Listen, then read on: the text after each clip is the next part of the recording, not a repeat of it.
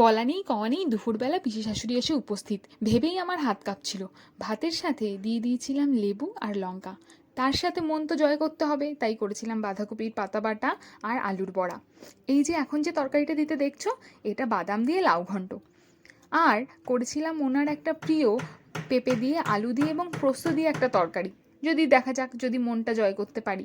জানি না বাবা, এই ফোনের যুগে এদের ফোন করে আসতে কি প্রবলেম। তার সাথে ছিল ঘরে বাটা মাছ। এই বাটা মাছের ঝোল করেছিলাম জিরে বাটা, লঙ্কা বাটা আর টমেটো দিয়ে।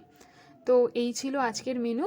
এর সাথে দিয়ে দিয়েছিলাম 1 গ্লাস ঠান্ডা জল।